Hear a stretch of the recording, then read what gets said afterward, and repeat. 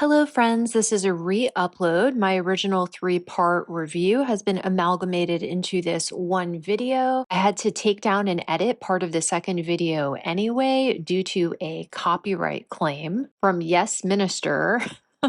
As if they have the rights to all of my monetization because I used an 11-second clip of their dusty old show. Anyway, hope you enjoy. If you want to be sure to catch my new videos, subscribe and hit the notification bell. Onwards. Has anyone noticed that the infamously banned by the Queen, not seen for over 50 years, Royal Family documentary, that's the title, Royal Family, from 1969, has been on YouTube in full since the Queen died? It wasn't initially hidden. It was first shown on BBC One in black and white in 1969. It was shown again on ITV the next week in color. It was shown in Australia about 6 months later. It was broadcast in the US, supposedly with an American voiceover, which I would pay money to see that version. Instead of a royal Christmas message in 1969, the film was shown simultaneously on BBC One and BBC Two on Christmas Day. BBC Two aired it again in 1972 to honor the Queen's 20th anniversary on the throne, and again 5 years later in 1977, BBC Two aired it as part of the Festival 77 celebration of the Queen's Silver Jubilee. Apparently, at this point, the Queen put her foot down and wrote a letter to the BBC saying she simply wanted to avoid overexposure.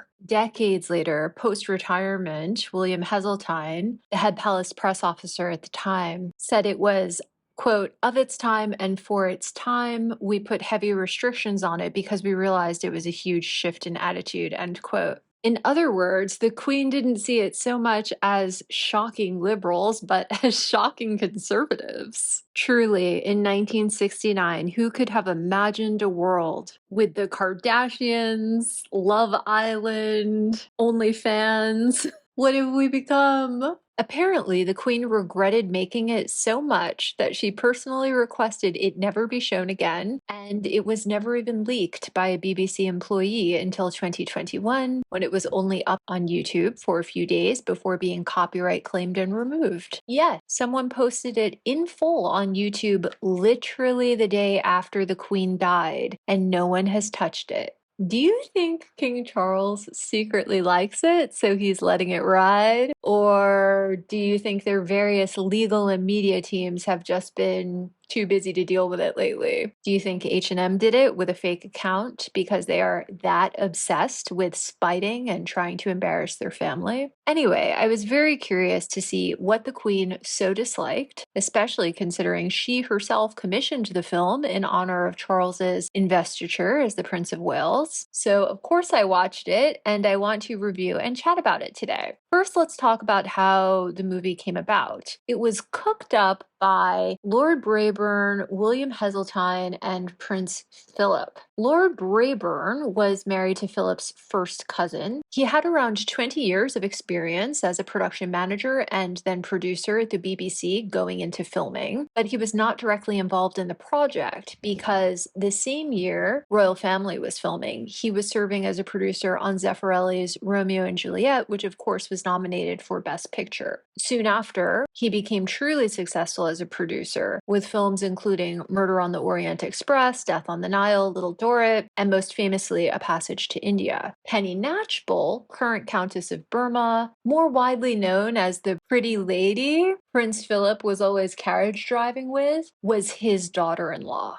William Heseltine, the head palace press officer at the time, was also picked up via Philip in a sense. He was an Australian in Australia who had worked as private secretary for Sir Robert Menzies when he was PM and Viscount Delisle when he was Governor General, before stints with the Liberals and then getting assigned to Princess Marina's tour of Australia as a reporter at The Age. Through her acquaintance and recommendation, he was hired into the royal fold, first as a temporary assistant press officer in the royal household, and he worked his way up the ranks. He was a lifer. He served as the Queen's private secretary for 5 years years, and that's the head of the department, if you will, and retired back to Australia in 1990. Both men had genuine respect and admiration for the Queen personally, and genuinely believed that the better they knew her, the more the British public would support the royal institution. Unflappable, very good sense of humour. People who worked for her were bound by intense feelings of loyalty, and I think that loyalty was returned. Do you agree or disagree? Given they were both otherwise occupied, Richard Cawson, a career producer and director for the BBC, was chosen to head up the project. Cawson's first major project was a 1957 episode of Eye to Eye about the tradition of British seaside holidays called The Big Gamble. It's very reality TV, simultaneously heavily scripted and brutally revealing. Incidentally, it's beautifully shot and terribly nostalgic, and also on YouTube. I do recommend it. Before Royal Family, Cawson was also known for 1958's Lost City, a visit with armchair philosopher / popular author J.B. Priestley to his hometown of Bradford. 1959's This Is the BBC, now considered a seminal documentary film, which showed 24 hours at the news service. 1962's The Schools, which interviews school teachers about how they understand their roles in education. 1964's Supersonic, about the engineering and design that went into the Concorde. And 1967's The Story of the Queen Mary, which commemorated the famous ocean liner on the occasion of her final voyage. I could not find the J.B. Priestley or Queen Mary films online, but watched all the others, and it did give me some insight into Cawson as a filmmaker. He was less interested in how things work than how people work, and nothing in his docs is theoretical or hypothetical. For example, he doesn't interview education ministers or headmasters, he interviews teachers. He never goes in with a hypothesis to prove or disprove. He poses a timely or topical question, interviews the relevant workers on the relevant subjects to give the viewer insight beyond what they likely already have, and leaves the viewer to answer his question themselves. What are they all thinking about? All I ever do, it seems to be doing, is just keeping the children amused, running into the water. My main thoughts are really all the time of children, just to see that they're keeping happy and they're enjoying themselves. And I don't really think about anything else myself. There are no gotcha moments in Cawson documentaries. Every question is given well in advance, and the person answering generally performs their essay-style response for the camera in their element, their home, place of work, or what have you. Yes, I'm in charge of the sands. In about an hour's time, there'll be over 10,000 people on those sands, and my door is open to all of them from 9 in the morning until 10 at night. He doesn't judge or even interpret their answers much. He lets the interviewees share their own experiences, opinions, and judgments, frankly, maybe too frankly. I came into teaching later in life when I was already married and had 3 children, so I feel I can look at my colleagues in a more objective way. Well, the unmarried women, apart from a few flamboyant exceptions, are desexed and over-anxious about life. They seem to spend all their evenings ironing and all their days off in bed, and then they have sad little excursions to the continent in the long summer holidays. The men I find very timid, and they seem to lack the assurance of most professional men. I don't know whether it's lack of money or what. That said, he does seem to have everyman's sympathies, implied not only by who he interviews. My job's domestic service. I've been in service for the past 25 years as a cook, butler, valet. Coming to the seaside and living in the boarding house is quite a relaxation for me to have other people to wait on me. As one that's done all this type of work, I find that it is a great relaxation to just sit back and have other people wait on me. But the silent workers he shoots, in This Is the BBC specifically, there are 2 cuts that very poignantly juxtapose those with a voice against those without. The broadcasters versus the cleaning ladies.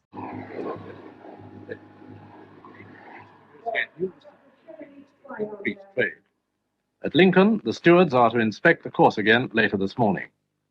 The housewives versus the secretaries. Now the time is 9 o'clock. Time for Housewives' Choice, introduced by Richard Murdoch.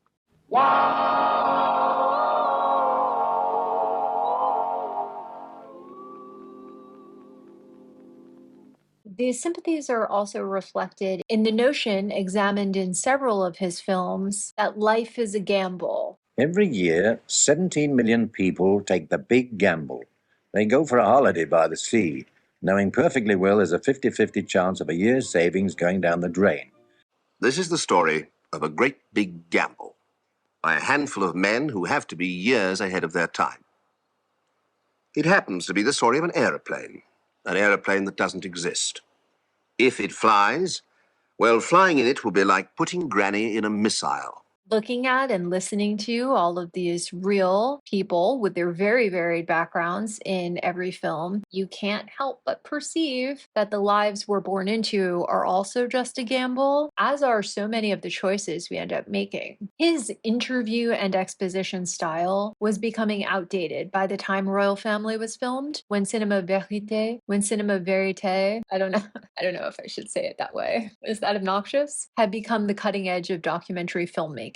The goal of cinema verite was to show the richness and ambiguity of real life without editorializing, through unscripted conversation rather than Q&A, and incidental fly-on-the-wall framing in lieu of beautiful composition. The technology used in cameras and gimbals advanced so much between 1960 and 1970 that it was possible to literally run around after documentary subjects rather than devoting a lot of time and care to prepping the scene and equipment, and therefore, quite unintentionally, encourage the documentary's subjects to prep themselves. This new flexibility in filmmaking allowed for much more intimate observation of documentary subjects in an era where people had very little expectation that anything filmed would ever be more than an art project, and any film that was more than an art project would ever make it farther than the art theaters. The level of inhibition in documentary subjects was almost at its nadir in the films made in the couple years before Royal Family was filmed. And so the range of people and topics serving as documentary film subjects grew exponentially. Elements of the zeitgeist reflected in documentaries made in 1967 and 68 include a focus on young people and fringe communities, with particular interest in where those two segments overlap, an idolization of artists, especially musicians, whose creative processes and performances just lend themselves beautifully to the medium. To me with your weary eyes, I'll sing a song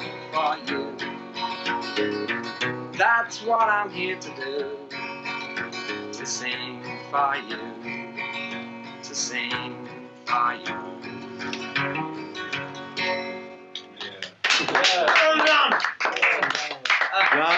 Explorations into the nature of collaboration, with special interest to the role of manners and language in modern communication. Tell me why. What good is it going to be for me to know you? Tell me. Name me one thing I'm going to gain.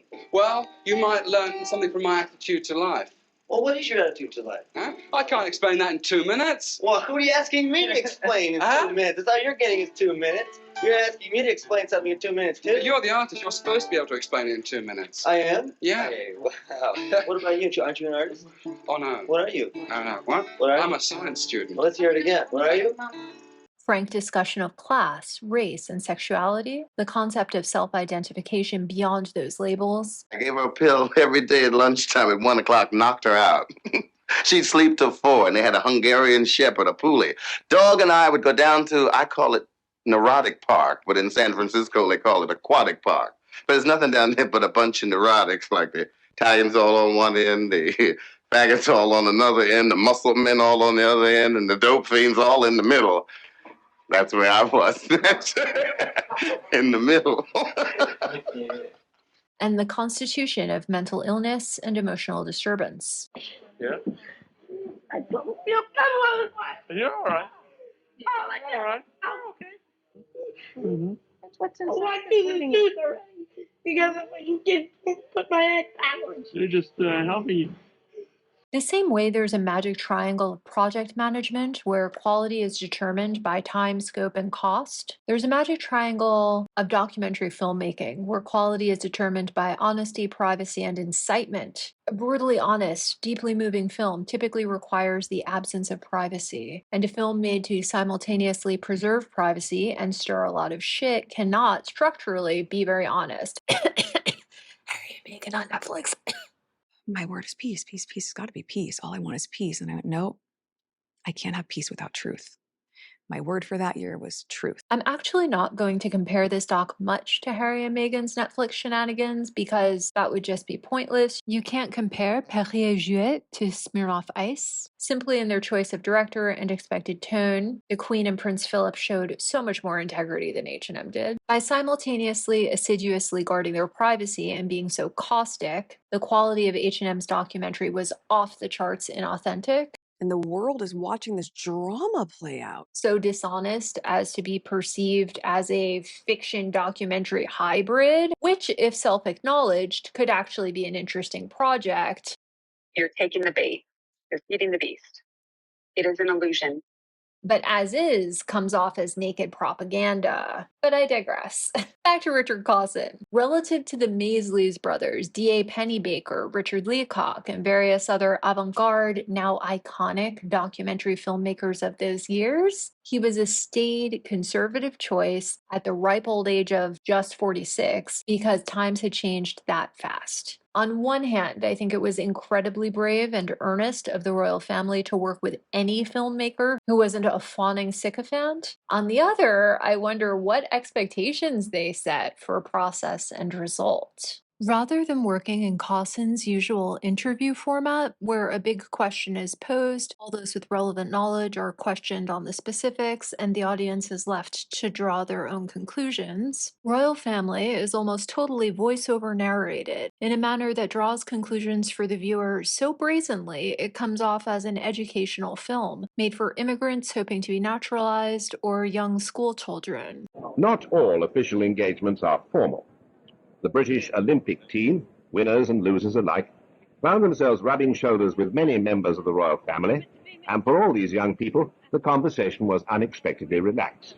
It has only enough candid, unscripted footage of the royals to make you wonder if Clausen was hoping to hop on the cinema verite trend, but was hobbled by palace officials, or if the royal family was so complacent in their forever unchanged lifestyle, manners, and aristocratic settings that they could not perceive the old-fashioned, didactic, reverential tone of the movie could sound as much like a eulogy as a lesson to young, progressive ears in an era of social upheaval.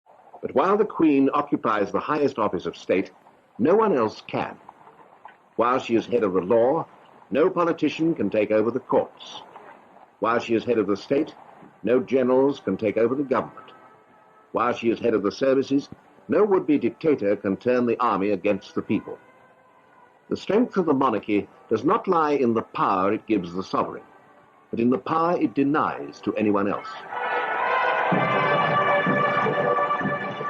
I think in trying to take one step forward, they took two steps back, and I point the finger at the writer, Anthony Jay. Best known as the writer of the very popular Thatcher-era TV comedy Yes, Minister and then Yes, Prime Minister, which ran from 1979 to 1988, Anthony Jay was a vocal proponent of all those neoliberal policies that have since been mathematically disproven, most gallingly, trickle-down economics and the belief that privatization of social services lowers prices and improves efficiency. Minister, these are just a few isolated examples. In general, the health service is as efficient and economical as the government allows it to be. That's nonsense, Humphrey. And look at the figures. They speak for themselves. In 10 years, the number of health service administrators has gone up by 40,000, and the number of hospital beds has gone down by 60,000, and the annual cost of the health service has gone up by £1.5 billion. In real terms. If only British industry could match this growth record. In the show, Tories are painted as earnest, practical, smart, and cynical, and Labour is depicted as selfish, wasteful, short-sighted, and undereducated. No, Mrs. Rogers, I said my last word. 300 staff must go. You mean 300 jobs lost? I couldn't do any serious surgery with just a skeleton medical staff anyway. Don't do any serious surgery. I don't care if you're going to do varicose veins, hernias, and piles. Do something. Do you mean 300 jobs lost? Yes, I do, Mr. Fraser. A hospital's not a source of employment. It is a place for healing the sick. Well, it's a source of employment for my members. And you want to put them out of work, do you? Is that what you call a compassionate society? I'd rather be compassionate to patients than to your members. Right. We'll come out on strike. Government in general is portrayed as dangerously bureaucratic, classist, expensive, and slow. But until we have the money for nursing and medical staff, it is a function that we are not able to pursue. Perhaps in 18 months or so. 18 months? Well, perhaps by then we may be able to open a couple of wards. No, it's got to be now. And more than a couple. Well, I suppose we could form an interdepartmental committee to examine the feasibility of monitoring a proposal for admitting patients at an earlier date. How long would that take to report? Oh, not long.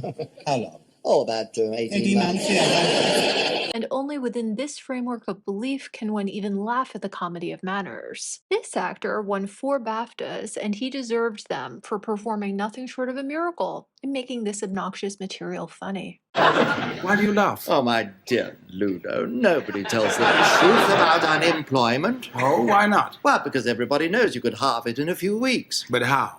Cut off all Social Security to any claimant who refuses 2 job offers. There's genuine unemployment in the north, but the south of England is awash with layabouts, many of them graduates, living off the dole and housing benefit, plus quite a lot of cash they pick up without telling anybody. Oh, you mean moonlighting? Well, sunlighting, really.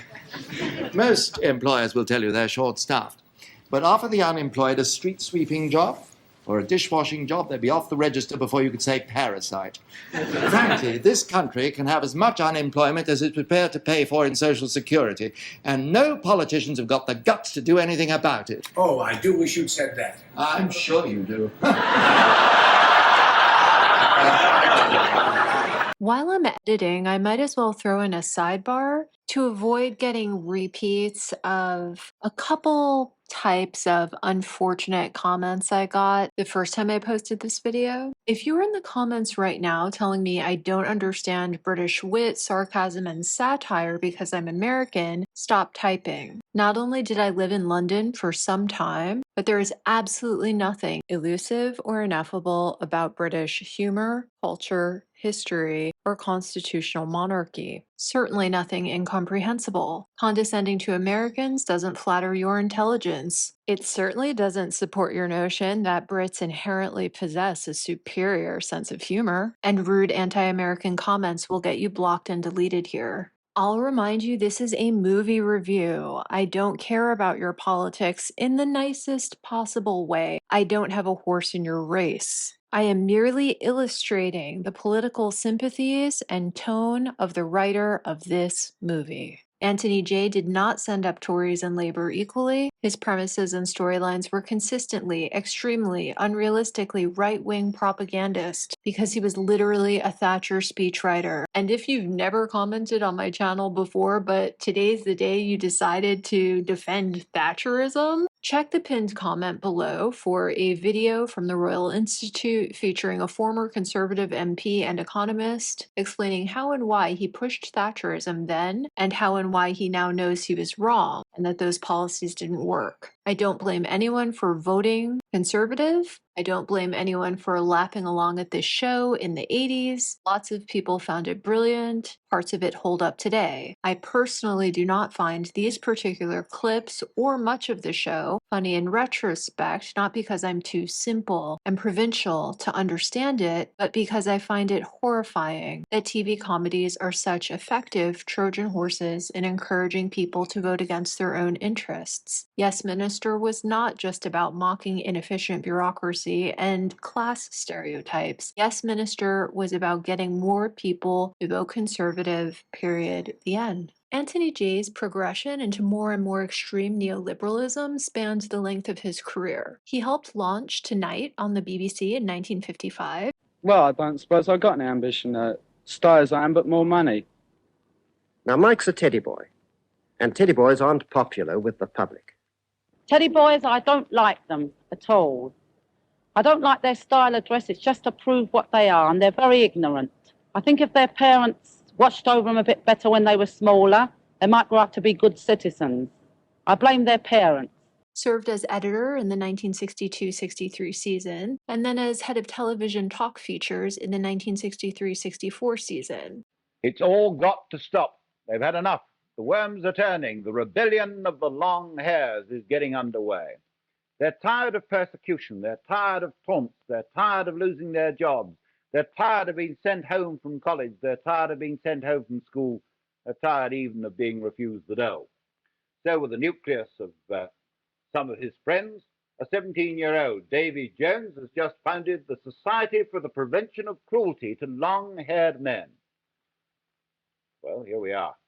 He left to become a conservative speechwriter for politicians including Geoffrey Howe, writing in 2007 that the BBC was, quote, not just anti-Macmillan. We were anti-industry, anti-capitalism, anti-advertising, anti-selling, anti-profit, anti-patriotism, anti-monarchy, anti-empire, anti-police, anti-armed forces, anti-bomb, anti-authority. Almost anything that made the world a freer, safer, and more prosperous place, you name it, we were anti-it. End quote. In 1967, he published his first book, titled Management and Machiavelli, Discovering a New Science of Management in the Timeless Principles of Statecraft, in which he advocates for manipulative, paternalistic, autocratic rule of countries and corporations with a quote-unquote human face. I do want to add here that the man had no education or experience in business management, economics, or governance. He was afforded an excellent education at St. Paul's in Cambridge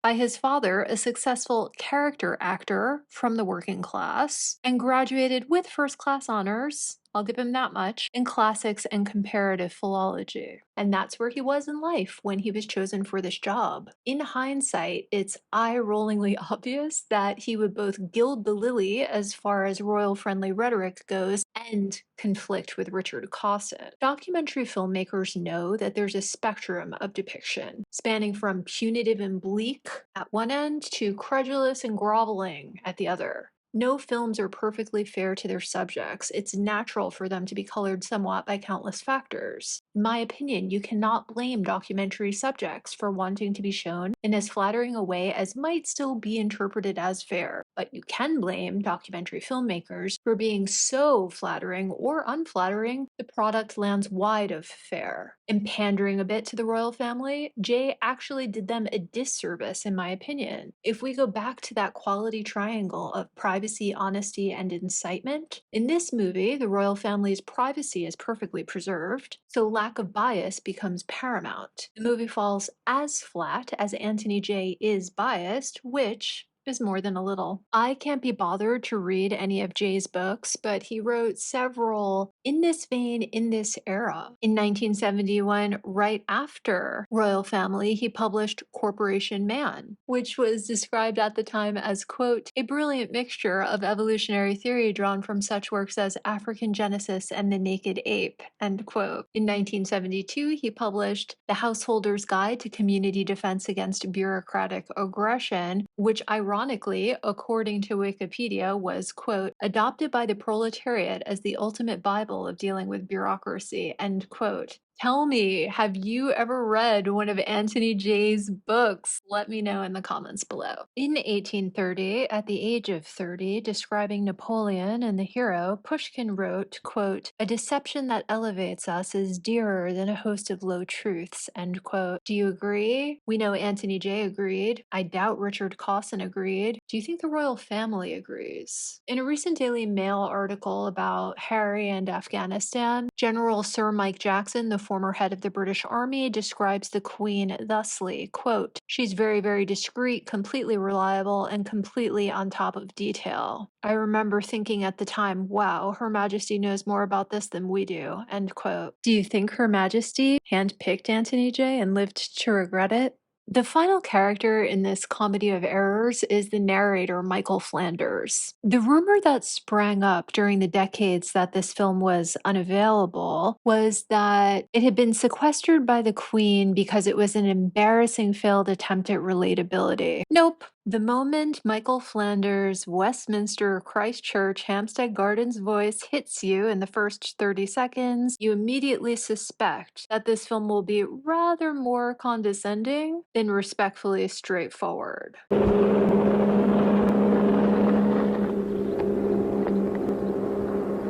There can be few people in the world who are so famous for a job they haven't even started.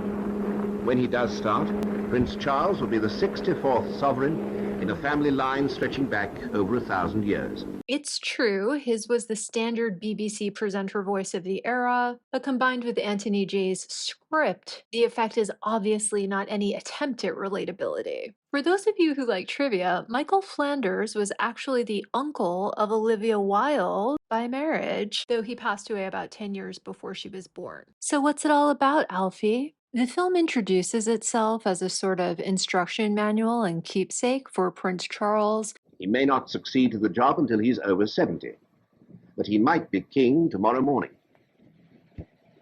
He is heir to 13 thrones. He will be head of a commonwealth that's almost a quarter of the population of the earth.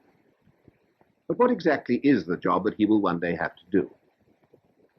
So far, very few people have ever seen what the job entails. But now we can. We can follow his mother, the present queen, through a year. Where shall we start? But builds to and finishes with what can only be called a polemic against republicanism. The queen is head of state and receives visiting heads of state, in this case, the President of the United States. His right to office goes back to a political election 4 months before. Her right to office goes back to the grandfather of Alfred the Great. It follows the royal family through a calendar year, 4 seasons, filmed from 1968 to 1969. The opening shot is of a 20-year-old Charles water skiing in Malta, which gives such Richie Rich vibes, you almost wonder if they're taking the piss. Right out the gate, it's unfiltered, unattainably privileged joy. To be clear, I don't blame Charles. I think he's always had a sense of fun and no one is self-aware at 20. I do question whoever made the judgment call to use this as the opening shot. Perhaps as to be expected from Anthony J., the movie mainly tries to depict the Queen and Philip as office managers of a sort. Part of the unseen job is an office job. Yes, ma'am.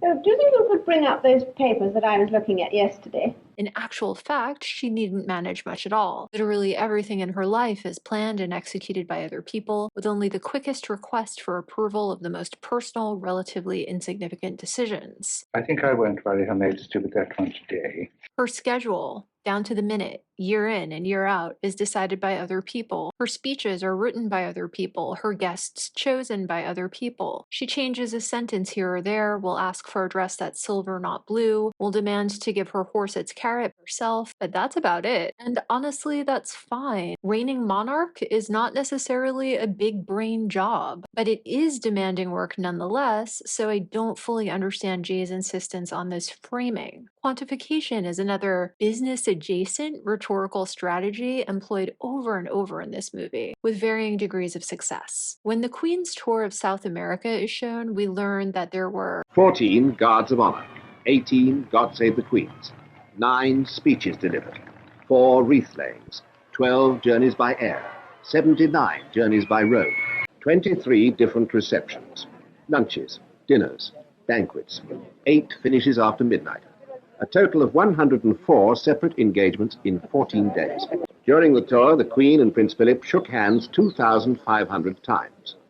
2,500 people shook hands with the Queen and Prince Philip just once. That really makes you think, wow, being a head of state takes a lot of time and effort that perhaps presidents shouldn't have to expend when their time and skill set would be better utilized actually governing their nation. Though that depends on the president, I suppose. In stark contrast, we see Philip landing a helicopter outside Buckingham Palace because Prince Philip is also a qualified helicopter pilot, and he's taking the shortest distance between 2 appointments. as if that's in any way justifiable. In an effort to justify the unjustifiable, of course, Anthony J. doubles and triples down, quantifying Philip's flying hobby. In fact, he logs about 200 hours a year, and he's flown 47 different types of aircraft.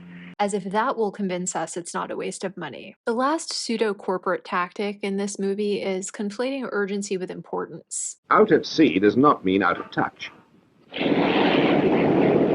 Every day, a helicopter delivers the state papers to the Britannia.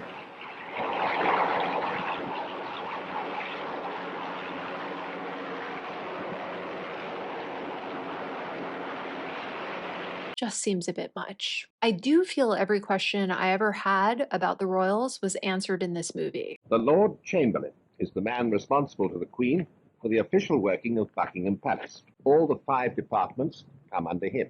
First, there's the office of the private secretary. Next, there's the keeper of the privy purse, responsible for money.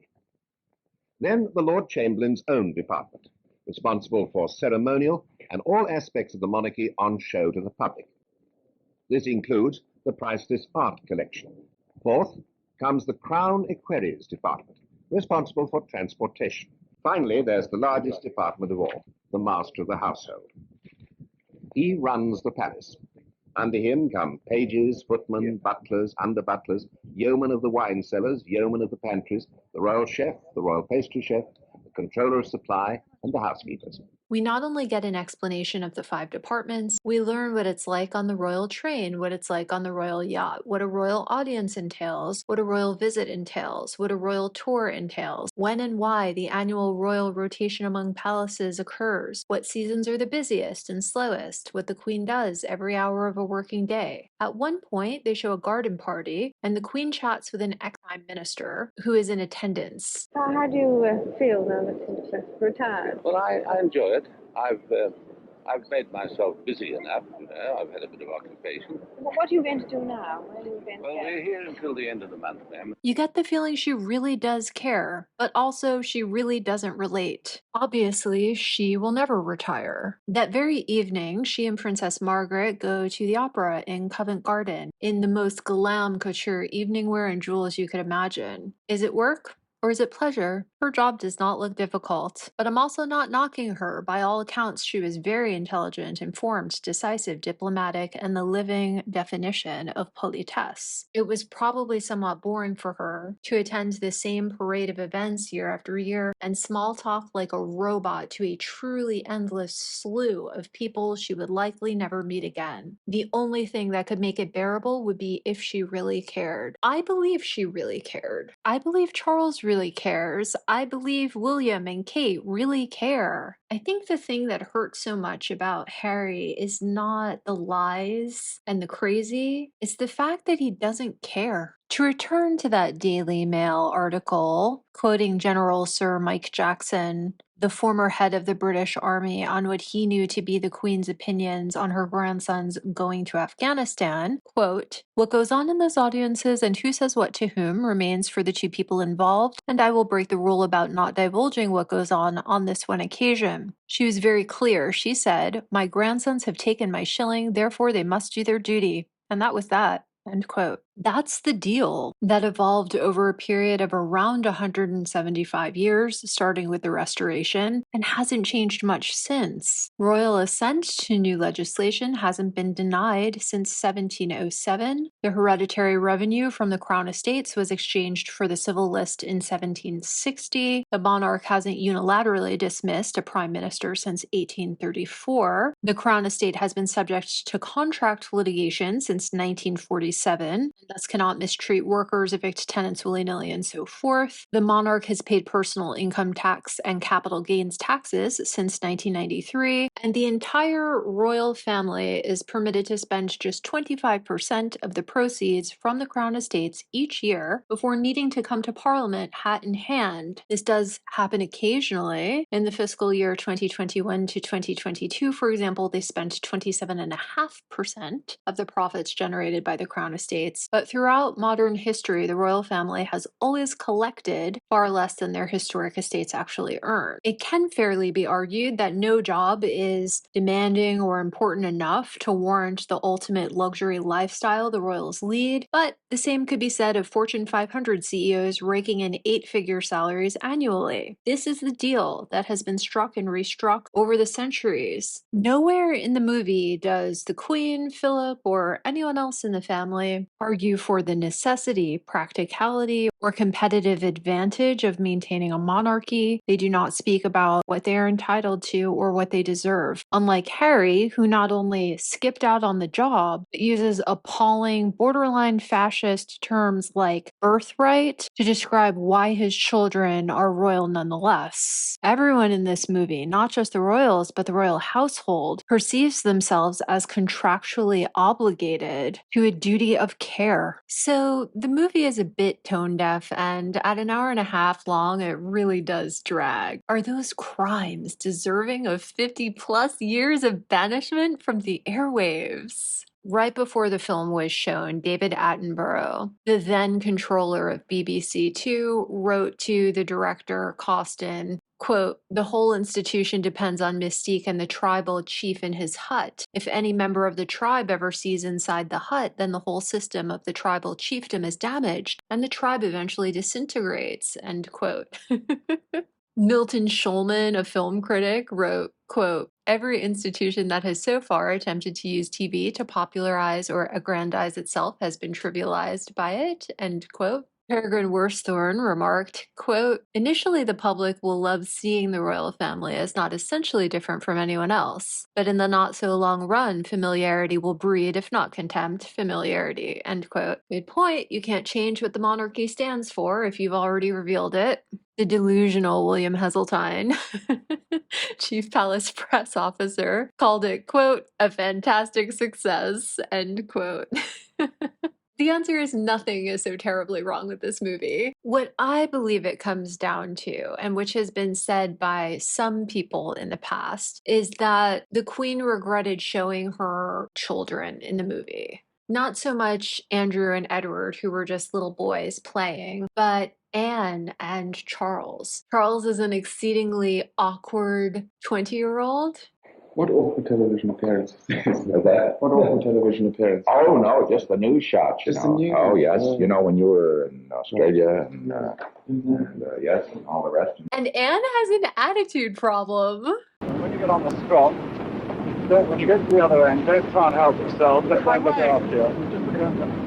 Which again, totally to be expected from a spoiled 18-year-old. I think most of us did things before the age of, say, 25 that were super cringe, and the Queen just regretted 3/4 of the British public seeing Anne and Charles in this light. That's all. This movie is really an early example of the Streisand effect. During the time it was banned, ever so often there would be a wild headline accusing the royal family of revealing themselves as complete racists or incalculably rude snobs, and that's just not true. So without a shocking reveal, is it worth watching? These were the highlights for me. Number 1, fashion.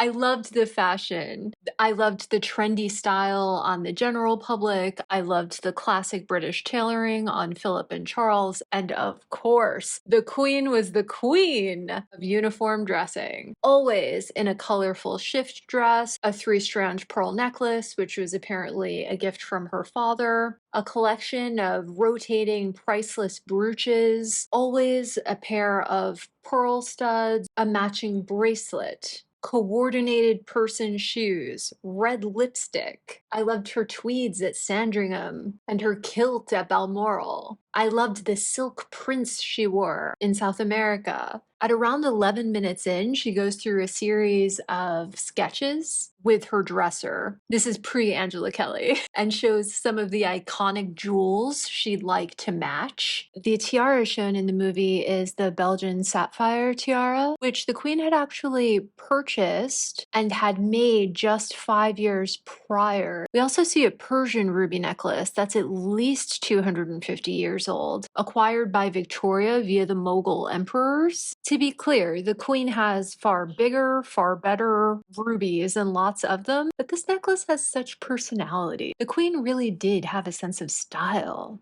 I kind of feel like doing a breakout video just on the fashion in this movie. Let me know in the comments below if that is of interest to you. I also really enjoyed seeing Charles's true colors, if you will. He really treats Edward with such gentleness. That's why it makes a good noise.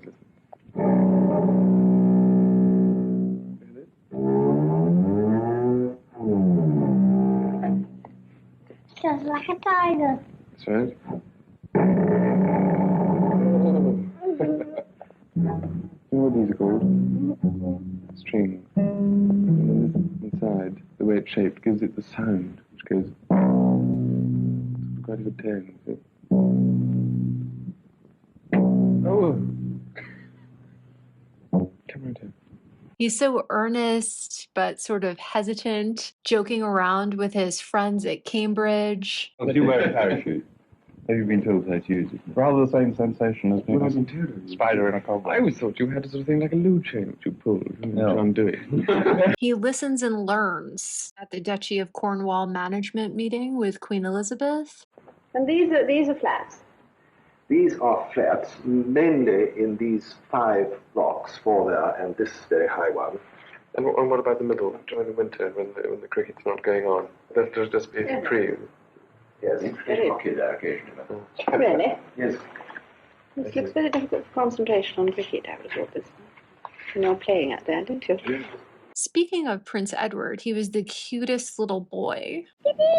Sugars always say we're all just jealous that Meghan got Harry. No way. If I'm jealous of anyone, it's Sophie. I always thought Edward was the best.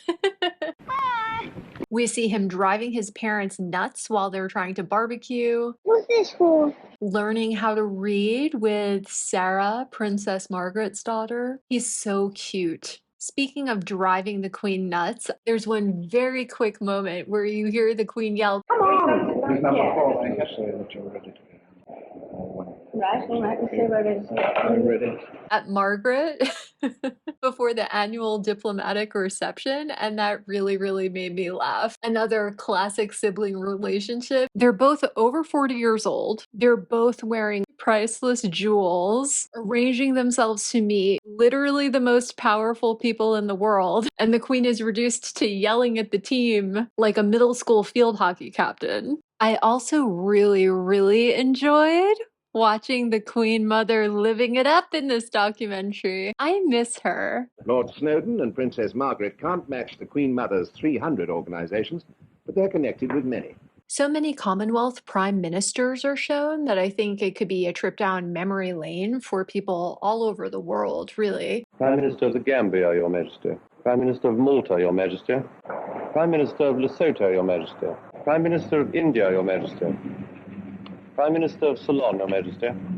Prime Minister of Sierra Leone. Prime Minister of Barbados. You anyway have a certain number of people sitting with you, don't you? It's called exponential growth. Well, I suppose. But as an American, I loved seeing the nervousness of Walter Annenberg, the then American ambassador, minding his manners when speaking to the Queen. You're not living in the embassy at the moment. We're in the embassy residence, subject, of course, to some of the discomfiture as a result of a need for elements of refurbishing, rehabilitation. He was actually awarded a knighthood 7 years later for personal gifts to support patriotic British causes, including the restoration of St. Paul's Cathedral. He actually personally paid for the top-to-bottom historic renovation of Winfield House, the American ambassador's residence in London, which he sort of stumbles over describing in this exchange with the Queen. It's clear that this tycoon of industry, grandee of American high society, was being so careful not to seem anything but terribly appreciative and modest. I think every American is aware of the Annenberg Foundation from the PBS credits, if nothing else. For those of you who don't know, every episode of Reading Rainbow and Sesame Street you ever watched as a kid was paid for by Walter Annenberg and still is through his foundation. He was one of the most prominent philanthropists in American history, personally donating well over $2 billion for the establishment of communication and journalism schools at Penn and USC, in addition to giving his priceless collection of Impressionist and Post-Impressionist art to the Met. I mean, priceless in today's market, it would definitely be worth a couple billion. It goes on and on. Take everything you saw in my Gordon Getty video, multiply it by 100, and that's Walter Annenberg. In her time, the Queen must have met as many incredibly impactful, intelligent, highly cultured philanthropists as there were in Europe and the Americas and perhaps beyond. I can't imagine what she thought of Harry and Meghan stepping back from royal duties to be quote unquote philanthropists. With what money? And then to behave so superciliously even when they had managed to accomplish next to nothing. Imagine how disappointed the Queen was comparing her own grandson to the likes of Walter Annenberg. Do I recommend this movie? Maybe at 1.25 or 1.5 speed, maybe in the background while you're doing something else. If you're watching to see the wizard revealed as simply a man behind a curtain, it doesn't really happen. So have you seen this film? Let me know what you thought of it in the comments below. Toodles! Don't forget to like, share, and subscribe.